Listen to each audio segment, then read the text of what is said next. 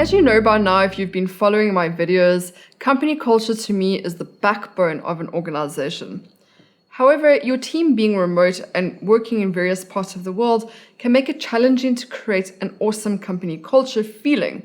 In today's video, I'm going to give 5 helpful tips on how to be social within a remote team, which will ultimately help on building your company culture. If this is something that interests you, stay tuned to the end and show your love and support by liking this video and subscribing to our channel so that I can help you build your business, grow your team, and free up your time. I am Shannon Teague, the author of Scaling Up Simplified and Hiring Methods Simplified, and the founder of the Hiring Methods Simplified program that teaches business owners the most efficient remote hiring process ever designed, how to develop systems to free your time, grow your business, and build a life of freedom. It is my mission to help business owners around the world build a life of freedom and do the things we love doing. Isn't that why you started a business in the first place? Effective teams are built on meaningful connections, inclusivity, and trust. Thankfully, there are tons of ways that you can build your remote team culture and connect with your team. So let's jump into the ways and tips for socializing remotely. Tip 1 is to hold virtual lunches and coffee breaks. Going for a coffee or having lunch together is a normal way for office workers to connect. And there's no reason why home workers can't do the same thing. You could make it a weekly get-together where you and your team stops for an hour and everyone connects virtually and has lunch together.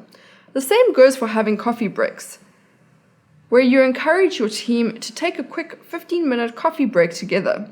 Your team could post it on your networking platforms such as Slack that they're going to take a quick coffee break if anyone wants to join them and have a catch-up. But the rule of thumb should be that they're not allowed to talk about work-related tasks and should rather use this as an opportunity to connect personally and form personal relationships. Tip 2 is that you could hold virtual dance parties. This could be every Monday morning to get the spirits up after the weekend and to get your team excited for Mondays. The day is totally up to you, but I think it's a fun way to start the week. Play some fun 80s and even encourage your team to get dressed up to the theme of that week's dance party. Now, the idea behind this is just a fun catch-up to start or end the week. Your team doesn't necessarily have to dance, but it's a fun way to break the ice and build strong connections with your team.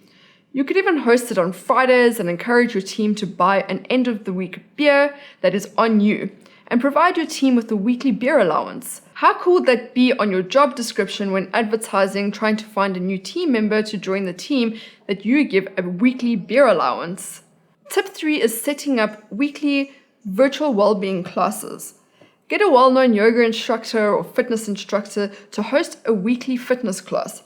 Anyone in your team can join, and you can even hold it at a few different time zones so that everyone in your team has the opportunity to take part. Employee well-being should be at the top of your priority list, and this is a great way to show that you care as a leader. Tip 4 is not virtual, it is setting up a random or planned meetup in the world.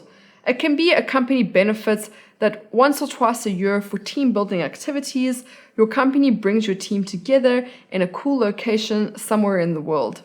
And you can work together in a co-work space for that week. You can also plan some activities such as morning sunrise hikes, 4x4 trails, and dance classes. You can be super creative, and it's a great way for you and your team to connect and get to know each other. Another way is that if your team are digital nomads, in every week team meeting, your team can mention where they are and where they are going next if anyone wants to meet up. You'll be surprised to know how small the digital nomad world actually is. Digital nomads usually travel to the same places that support working online, such as Bali and Thailand. Tip 5 is to create a non-work related communication space. You can have a chat room on Slack or Trello that is dedicated to catching up and non-work related conversations. You can also host a weekly video catch-up that your team has the opportunity to drop in and make a rule that no one talks about work-related conversations. You can talk about where you're currently traveling in the world or what your travel plans are, any dates that you may be going on. Take the lead here and put yourself out of your comfort zone to break the ice with your team by starting the conversation with a funny story or a recent date or an embarrassing travel story. Be creative and fun if that is your company culture. Those are my 5 awesome tips to build on your company culture, break the ice, and form great relationships with your team. I hope that you found this video fun and helpful, and if you did, please subscribe and like this video. If you are currently struggling with the remote hiring process in your business and you don't know how to form a company culture that lasts and you feel like you have no time in the day and you want to free your time, why not jump onto a discovery call with us when you can find a link in the description of this video. That's all for today, guys. Until next time, I'm wishing you peace, happiness, freedom, and success.